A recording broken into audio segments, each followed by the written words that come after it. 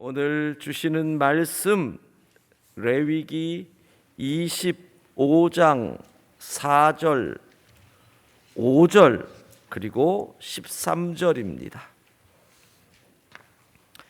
4절, 5절, 13절 세 절 말씀을 한 목소리로 같이 읽겠습니다. 일곱째 해에는 그 땅이 쉬어 안식하게 할지니 여호와께 대한 안식이라. 너는 그 밭에 파종하거나 포도원을 가꾸지 말며 내가 거둔 후에 자라난 것을 거두지 말고 가꾸지 아니한 포도나무가 맺은 열매를 거두지 말라. 이는 땅의 안식년임이니라. 이 희년에는 너희가 각기 자기의 소유지로 돌아갈지라. 아멘.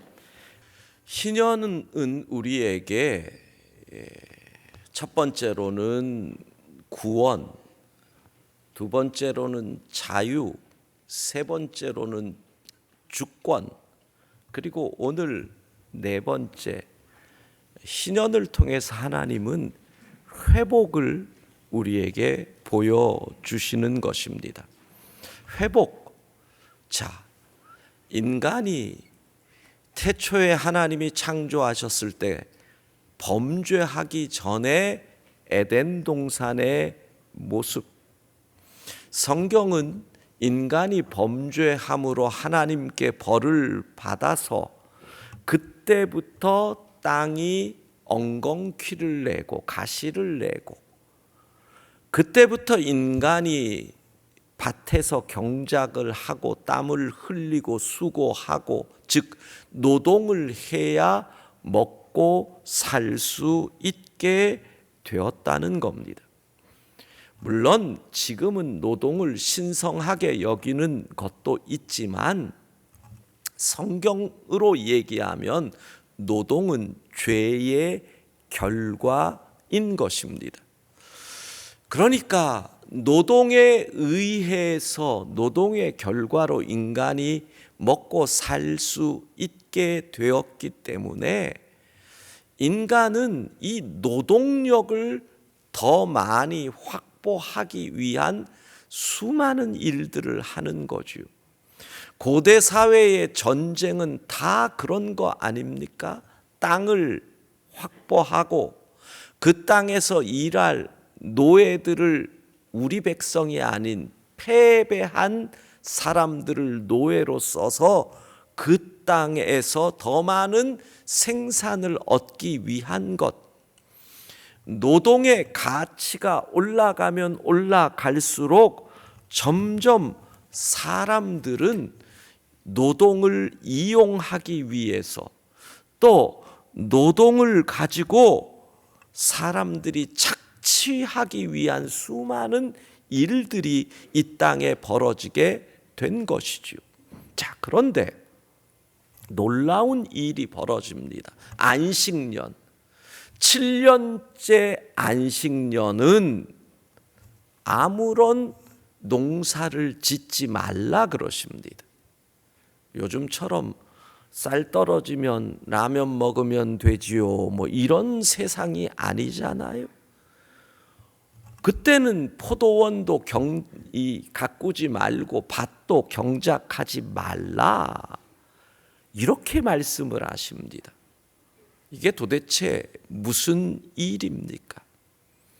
하나님은 여기서 보여주시는 겁니다.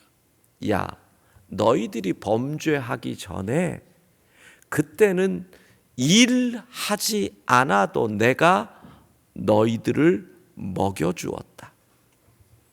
이제 안식년, 그때 너희가 일하지 않아도 너희의 땅, 너희의 밭에 풍족하게 곡식이, 열매가 맺힐 것이다, 이렇게 말씀을 하시는 겁니다. 이스라엘 백성들은 안식년을 지키면서 무엇을 보게 되느냐 하면 범죄하기 전 에덴 동산의 모습을 보게 되는 겁니다. 와, 이런 일이? 즉 그들은 하나님의 말씀에 순종하면 우리는 회복될 수 있다. 하나님의 말씀에 순종하면 그 범죄하기 전 하나님과 함께 살던 에덴의 회복을 맛볼 수 있다라고 하는 회복의 소망을 안식년을 통해서 배워 나가는 거죠. 자, 그리고 그 다음에는 희년은 뭐예요? 7번의 안식년이 지나잖아요. 여러분 계산을 해보세요. 7, 7이 49, 49년째가 안식년이에요. 그때 농사를 안 해요. 50년 희년이에요. 희년 때도 농사를 안 해요. 와, 2년을 하나님이 먹을 것을 너희가 농사를 안 해도, 너희가 땀 흘리지 않아도 내가 책임지겠다. 그게 범죄하기 전 에덴 동산이다. 너희가 그 회복을 꿈꾸고 볼 수 있게 해주겠다. 2년뿐이겠어요. 여러분 생각해 보세요. 49년째 농사 안 했죠. 50년째 안 했죠. 그러면 50년째 농사 지은 걸로 그 다음 51년째를 살아야 되는데 50년째 농사를 안 지었으니 51년째 것까지 하나님이 책임져 주신다는 거잖아요. 할렐루야. 회복시켜 줄 것이다. 하나님께서 자연을 회복시키셔서 그 자연에서 나오는 것들이, 내가 축복한 땅은 원래 잡초도 없고 엉겅퀴도 없고 황폐하지도 않고 자기들끼리 알아서 나오고 그거 수고하지 않아도 먹을 수 있는 그런 땅이 내가 원래 창조한 땅이야. 그 땅을 회복시킬 것이야. 또 희년에 뭐라고 나와요? 각각 모든 종들이 자기의 소유지로 돌아갈지니라. 예, 종이 된 사람들, 원래 자유인이었는데 능력이 부족했을 수도 있어요. 게을렀을 수도 있어요. 사고를 쳤을 수도 있어요. 어떤 이유인지 모르지만 종이 됐다는 것은 완전히 추락한 거잖아요. 그런데 돌아가라. 신용 불량자를 회복시켜 주시는 거지요. 그러니까 하나님은 자연도 회복, 범죄하기 전 서로 사랑했던 인간도 노예로 만들고 착취하는 것이 아니라 회복, 즉 하나님의 나라의 모습을 희년을 통해서 맛을 보여주는 것입니다. 교회 창립 50년이 되는 해지요. 50년이 되었으니까 단순히 시간적으로 창립 50주년을 기념하자고 해서 희년을 지키는 것이 아닙니다. 이 희년을 지킨다는 것은 회복을 바라는 겁니다. 자연, 파괴된 자연, 훼손된 환경을 회복시키겠다. 에덴 동산처럼 만들기 위하여 내가 청지기로 회복시키겠다. 또 꼬인 막힌 인간관계, 힘 있는 자가 주인처럼 힘 없는 자를 노예같이 부리는 이 인간관계도 한 피바다 한 몸 이룬 형제 자매로 하는 이 인간관계의 회복을 위해서도 나는 노력하겠다. 이것이 희년을 맞이하는 영광 성도들의 4번째 날 다짐이 되는 겁니다. 딴 거 아니에요. 2가지예요. 자연과 환경을 회복한다. 파괴된 인간성을 회복한다. 이게 신년 1년간 우리가 고민하고 기도하고 노력해야 할 일이 되는 것이죠. 자, 파괴된 환경을 회복시킨다는 것은 첫 번째로 창조하신 그 자리로 돌아간다는 거예요. 창세기 1장 27절 28절 같이 읽겠습니다.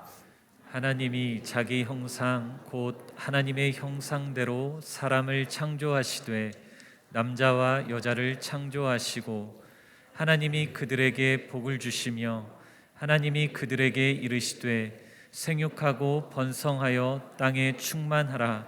땅을 정복하라. 바다의 물고기와 하늘의 새와 땅에 움직이는 모든 생물을 다스리라 하시니라. 아멘. 예. 자, 여기서 하나님께서 에덴 동산에서 아담에게 내리시는 명령이지요. 여기서 한 구절, 생육하고 번성하여 땅에 충만하라. 땅을 정복하라. 여러분, 요 땅을 정복하라고 하는 말이 사실은 서구 기독교 문명의 출발점이 되는 명령이라고 할 수 있어요. 우리가 알잖아요. 동양은 자연을, 과학이 발달하기 이전에 자연을 두려움의 대상, 신비의 대상으로 바라보았지요. 큰 나무에 신이 있다라고 보았습니다. 심지어는 큰 짐승, 호랑이 같으면 하얀 백호를 볼 때 신령하다, 이런 식으로 보았어요. 그래서 동양은 자연을 정복의 대상으로 본 게 아니에요. 근데 서양 사람들은 기독교 문명 속에 있던 사람들이 결국 더 과학이 발달하고 제국주의를 이끌어가고 이 시대까지 무엇인가를 조금씩 해 나아가는 것에는 이 말씀, 땅을 정복하라, 자연을 두려움과 숭배의 대상으로 보던 그 시절에 자연을 정복의 대상으로 보았다. 이게 서양이 과학과 문명이 발전하게 되는 하나의 출발점이라는 거예요. 자, 그런데 문제는 땅을 정복하라고 하는 이 말씀을 제대로 해석한 것이냐? 왜냐하면 자, 말씀이 선포된 시점을 봐야 됩니다. 시점, 무슨 말이냐? 하나님께서 주신 이 말씀은 에덴 동산에서 인간이 타락하기 이전에 주신 말씀이잖아요. 타락하기 이전의 정복이라는 개념과 타락한 이후의 정복의 개념이 바뀐다는 거예요. 타락하기 이전에 에덴 동산에서는 사실 개발할 필요가 없는 거예요. 자연을 정복할 이유가 없는 거예요. 짐승을 잡을 이유가 없는 거예요.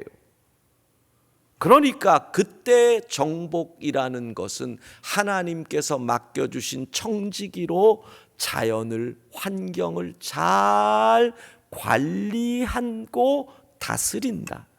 이게 타락 이전, 그러니까 이 창세기 1장 27절 28절의 말씀을 하나님이 아담에게 주실 때 정복하라는 것은 그런 의미였던 거죠. 그런데 타락 이후에 인간이 이 말씀을 자기들 마음대로 욕심으로 받아들이는 거죠. 자연을 파괴하고 환경을 훼손하고 개발하는데 요 말씀을 이용하는 거예요. 하나님이 땅을 정복하라 그랬잖아. 자기들의 편의를 위해 말씀을 이용하는 일이 한두 가지가 아니잖아요. 지금은 괜찮지만 우리가 말씀을 문자적으로 해석할 그때는 이런 거 가지고 많이 서로 아웅다웅했어요. 예전에 청년부 시절에 목사님 한 분이, 그때만 해도 1980년이 되니까, 너희 술 마시면 안 돼, 술 마시면 그거 죄야, 막 이러니까 술 좋아하는 한 청년이, 저희 친구가 딱 손들고 그러는 거예요. 성경에 어디 술 마시지 말라고 나왔습니까? 이러더라고요. 그러니까 목사님이 이러시더라고요. 술 취하지 말라고 나왔지 언제 술 마시지 말라고 나왔습니까? 그런 진짜 유치한 문자 가지고 실랭이하던 그 시절의 해석이죠. 땅을 정복하라고 하셨으니 해도 된다. 지금은 그렇게 유치한 해석을 안 하잖아요. 그런데 우리에게 예수 그리스도를 믿는 이 시대의 그리스도인들에게 있어서 땅을 정복하라라는 말은 무슨 뜻이에요? 지금 이 시대의 땅은 사단이 다스리는 땅이잖아요. 죄악이 관영한 땅이잖아요. 소유하기 위하여 욕심부리는 탐욕의 땅이잖아요. 무분별한 개발을 통하여 자연을 파괴하는 땅이잖아요. 이 땅을 정복해서 하나님의 통치가 있는 땅으로, 하나님이 다스리시는 땅으로, 그 일을 위해서 땅을 정복하는 것, 이것이 우리 그리스도인의 일인 줄로 믿습니다. 그러니까 땅을 정복한다는 것을 그렇게 수준 낮게 그런 문자적인 해석으로 보지 말고, 이 시대의 문화, 사단이 다스리는 문화, 이 시대의 탐욕이 지배하는 이 시대, 그 땅, 사단이 다스리는, 사단이 왕노릇하는 그 땅을 정복해서 하나님의 법이 다스리는 하나님의 나라로 만들다. 이것이 바로 우리가 땅을 정복하는 것인 줄로 믿습니다. 두 번째로, 이 말씀이 선포된 대상 인간이에요. 타락 이전에 하신 말씀은 당연히 아담이 알죠. 청지기인 나를 부르셨다. 청지기인 나를 부르셨다. 근데 타락 이후에 죄인인 인간이 이 말씀을 자신들의 죄를 덮는 면죄부처럼 쓰는 거죠. 연약한 나라를 정복하면서 제국주의를 펼쳐가면서 식민지화하면서 뭐라 그래요? 이 땅을 정복해서 하나님이 다스리는 나라로 만들겠다고 하며 수많은 기독교 국가가 아프리카를, 인도를, 전 세계를 식민지로 삼아 나아가잖아요. 그게 아니었거든. 말씀을 자기들이 잘못 사용한 것이거든. 그러니까 말씀이 선포된 대상이 청지기들에게, 나의 모든 것은 하나님의 것입니다, 나는 관리자입니다, 청지기들에게 준 말씀인데, 그거를 죄인들이 자신의 죄를 덮는 면죄부처럼 사용했다는 것입니다. 처음 에덴의 땅은 어떻습니까? 창세기 1장 31절 같이 읽습니다. 하나님이 지으신 그 모든 것을 보시니 보시기에 심히 좋았더라. 저녁이 되고 아침이 되니 이는 여섯째 날이니라. 아멘. 하나님이 보시기에 심히 좋았더라. 그러니까 희년은 하나님 보시기에 심히 좋았던 그 모습을 우리에게 보여주는 거예요. 우리에게 맛보게 하는 거예요. 너희가 희년을 지키면서 하나님의 나라를 소망하며 살아라. 하나님의 나라 회복의 때가 올 것이다. 그것을 말씀하는 거예요. 창조하신 그 자리로, 그리고 창조하신 그 관계로. 처음에는 뭐예요? 자연과 환경, 그것을 회복하라. 두 번째는 인간관계. 처음 아담과 하와를 통해 보여주시는 인간관계가 어떤가요? 창세기 2장 23절에서 25절 같이 읽습니다. 아담이 이르되 이는 내 뼈 중에 뼈요 살 중에 살이라. 이것을 남자에게서 취하였은즉 여자라 부르리라 하니, 이러므로 남자가 부모를 떠나 그의 아내와 합하여 둘이 한 몸을 이룰지로다. 아담과 그의 아내 두 사람이 벌거벗었으나 부끄러워하지 아니하니라. 예, 이게 성경이 말하는 인간관계예요. 둘이 하나다. 둘이 하나다. 예, 이게 성경이 말하는 인간관계라는 거예요. 내 뼈 중에 뼈요 살 중에 살. 이걸 굳이 부부관계로만 보지 마셔요. 부부관계로 보면 별로 기분 안 좋아하는 분들이 계시는 것 같아서 아담과 하와로 대표되는 사람의 관계를 설명한다. 이게 창조하신 관계였는데 범죄한 이후에 어떻게 돼요? 주인과 노예의 관계. 돈 많은 사람이 돈 없는 사람을 노예처럼 쓰는 그런 관계로 하나님이 창조하신 관계가 파괴되는 거지요. 그런데 희년에 레위기 25장 53절부터 55절까지를 보면 이렇게 나와요. 54절에 그가 이같이 속량되지 못하면 희년에 이르러는 그와 그의 자녀가 자유하리니. 어찌 되었든 희년에는 다 자유해진다. 이게 두 가지의 의미가 있어요. 희년의 종들을 해방시킨다는 것은요, 첫 번째로는 종들을 부렸던 주인들에게 주는 교훈이 있는 거예요. 욕심 버려라. 니들이 아무리 더 갖고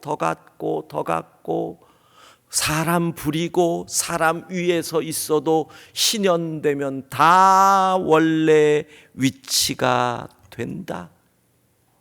그러니 부자 되는 것보다 이웃과 잘 지내는 것이 더 중요하다. 그러니까 다스리는 자들에게 주시는 메시지인 거예요. 아무리 움켜줘도 희년이 되면 다 풀어줘야 된다. 더 나가면 뭐예요? 아무리 많아도 천국 갈 때 되면 다 놓고 가야 된다. 정신 차려라. 그 다음에 또 중요한 게 있어요. 이게 진짜 중요해요. 종으로 살던 자에게는 소망이 있는 거예요. 이게 뭐예요? 다시 기회를 준다는 거잖아요. 여러분, 자본주의의 가장 큰 잔혹함이 뭐예요? 실패한 자에게 재기의 기회를 주는 부분이 쉽지 않다는 거예요. 그런데 희년은 뭐예요? 내가 실패했어도 조금만 참으면 된다. 조금만 참으면 된다. 조금만 참으면 고향으로 돌아갈 수 있다. 이게 얼마나 큰 소망인지 몰라요.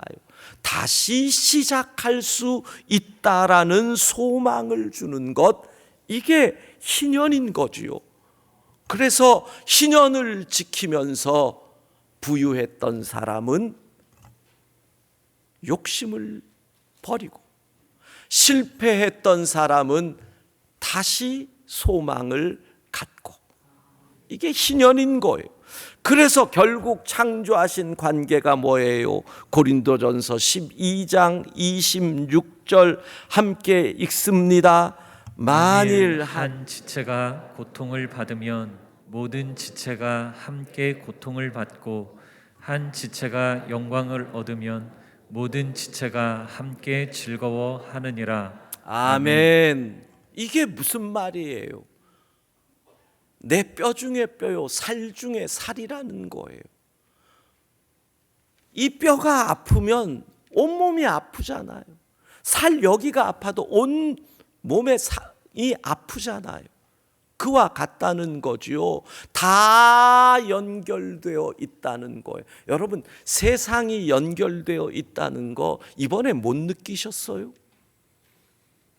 다 끝날 것 같던 코로나가 갑자기 오미크론인지 뭔지 하는, 하여간 이 오씨들이, 오씨 죄송합니다. 오장로님 죄송합니다. 째려보지 마십시오. 예, 이 오미크론인지가 뭔진가 하는 게 나왔어요. 이유가 뭐라고 해요? 선진국에서, 돈 많은 나라에서 백신을 확보하고 가난한 나라에 안 돌렸다는 거예요. 그러니까 여러분, 아프리카에서 백신 못 맞고 그냥 끙끙끙끙 앓던 사람들의 몸속에서 변이가 일어나고, 특별히 아프리카에 제일 많은 질병이 에이즈잖아요. 에이즈 걸린 사람들 중에서 그들은 이미 몸 안에 면역 체계가 이상하게 되어 있으니까 그 속에서 변이가 나오다가 거기서 나온 게 오미크론이에요. 그러면 똑같은 거예요. 부유한 나라, 힘 있는 사람들이 우리끼리 살겠다고 그 백신을 붙잡고 안 풀면 안 끝나는 거예요. 다 연결되어 있어요. 다 연결되어 있어요. 에덴 동산에서 죄를 짓기 전에는 아프면 아파했어요. 아프니 나도 아프다. 아프면 아파했단 말이에요. 에덴 동산에서는. 그런데 죄를 진 어느 순간 너 때문이다. 누구 탓을 하고 있더라는 거지요. 그러니까 회복된다라는 것은 뭐예요? 우리는 하나다. 우리는 하나다. 이웃의 아픔을 같이 품어야 한다. 이것이 신년에 우리가 회복해야 할 이웃 사랑인 줄로 믿습니다. 두 가지입니다. 신년의 회복. 파괴된 자연과 환경을 회복하고, 욕심과 탐욕에 있는 인간성을 회복해서 하나로 서로 사랑하는 2022년 신년을 맞이한 우리 성도들이 이 두 가지에 집중하며 회복의 은혜를 맛볼 때 우리는 이 신년 천국을 체험하게 될 줄로 믿습니다. 결론을 함께 읽겠습니다. 코로나19로 인한 2년여의 팬데믹을 경험하면서 우리는 일상의 회복을 간절히 소망하고 있다. 그러나 우리가 회복해야 할 일상은 창조하신 그때 인간이 범죄하기 전 에덴 동산의 일상이다. 오직 예수님의 십자가만이 파괴된 인간을 온전한 하나님의 형상으로 회복시킬 수 있다. 희년은 인간의 욕심으로 황폐해진 이 땅의 자연과 환경을 회복시킬 것을 결심하는 시간이며, 동시에 나의 욕심을 위해 다른 인간을 이용하는 우리의 모습을 회개하며 창조하신 그 자리로 회복을 결단하는 시간이다.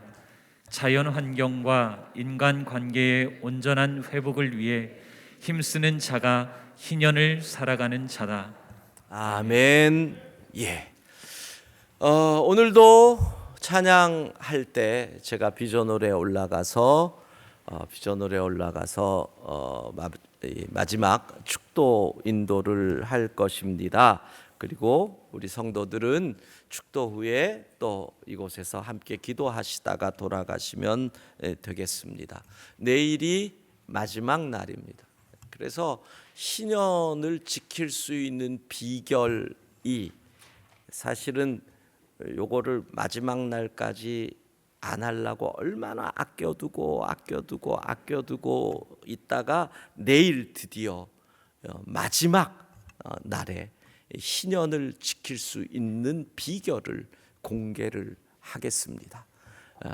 이렇게 떡밥을 던지면서 내일 마지막 날은 우리가 늘 그러했듯이 기도 제목 카드 아직도 제출하지 않으신 분들 기도 제목 카드를 제출을 해주시고, 내일은 오늘 온라인으로 예배하시는 분들도 기도 제목 카드 제출 잊지 마시고, 내일은 모두 다 우리 신년 특집 마지막 날 감사 예물을 준비해 주십시오. 자녀들도 다 해야 됩니다. 자녀들 엄마가 용돈 주지 말고 이 돈으로 해라 이러지 말고 아이들의 자기들의 것으로 할 수 있도록, 이게 앞자리에 애들이 있어야 내가 한 명 한 명 붙잡고 너는 얼마 할 건데 이걸 물어봐야 되는데, 이 애들이 지금 다 없어가지고 안타까운 마음이 있지만 자기들이 어려서부터 부모님의 용돈 받주신 용돈으로 헌금하는 훈련이 이 신년에 우리가 하는 겁니다. 그러니까 여러분들이 100원을 해도 상관없어요. 무슨 관계예요? 자기들이 하는 게 중요하지. 봉투에다가 100원을 넣고 감사 기도 제목을 쓸 수 있도록 훈련을 하고, 온라인으로 하시는 분들도 마찬가지예요. 아이들이 온라인으로 헌금하고 체리나 하나 은행 같은 경우는 다 기도 제목, 감사 제목 쓸 수 있는 칸이 있어요. 아이들이 더 잘할 거예요. 아이들에게 100원이면 어때요? 200원이면 어때요? 1000만 원이면 어때요? 아이들이 중요한 것은 아이들이 하나님 앞에 드리는 것, 이걸 훈련한다는 게 중요한 거거든요.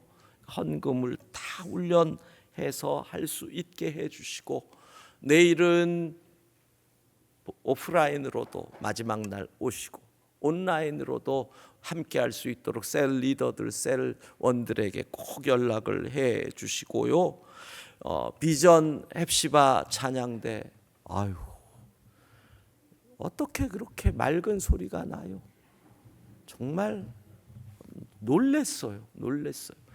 헵시바 비전 찬양대가 합쳐놓으니까 이런 시너지가 나네요. 와, 여기가 천국인가? 너무너무 아름다운 찬양 감사드리고, 오늘도 우리 청년부에서 준비한 간식 매일 만나가 가실 때 받아가시면 될 것 같습니다. 창조의 아버지 함께 찬양하겠습니다.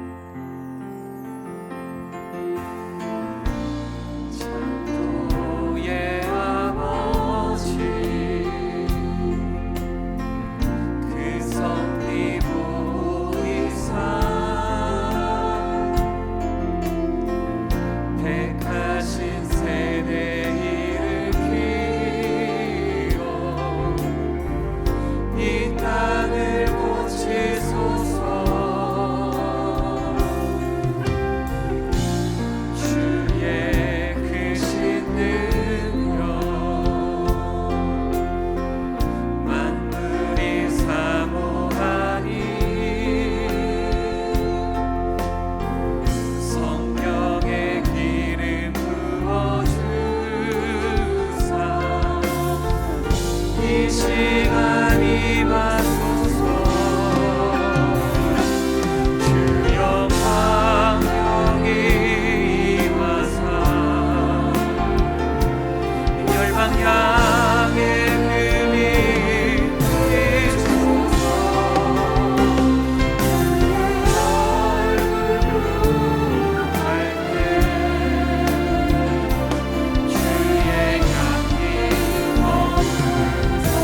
열방의 통치자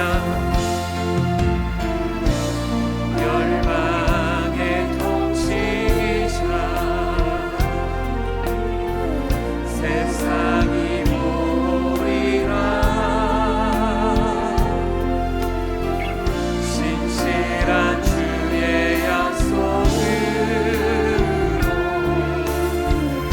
교회는 승리하리.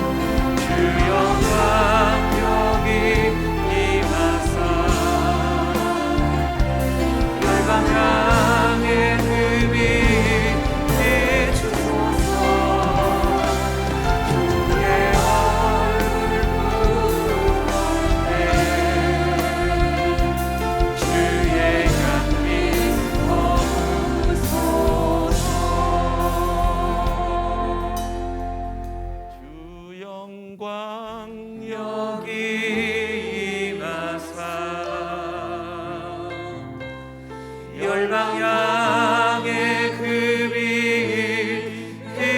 비추소서. 주의 얼굴 구할 때 주의 향기 머무소서. 주 영광 여기 주 영광 여기 열방 향해 그 빛 비추소서. 주의 얼굴 구할 때 주의 향기 머무소서.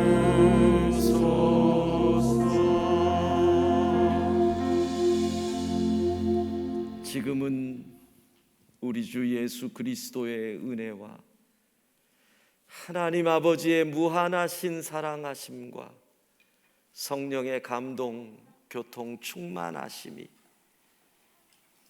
창조하신 그 자리로, 창조하신 그 관계로 회복하기 원하는 모든 영광의 식구들 위해 이제로부터 영원까지 함께 하시기를 간절히 축원하옵나이다. 아멘.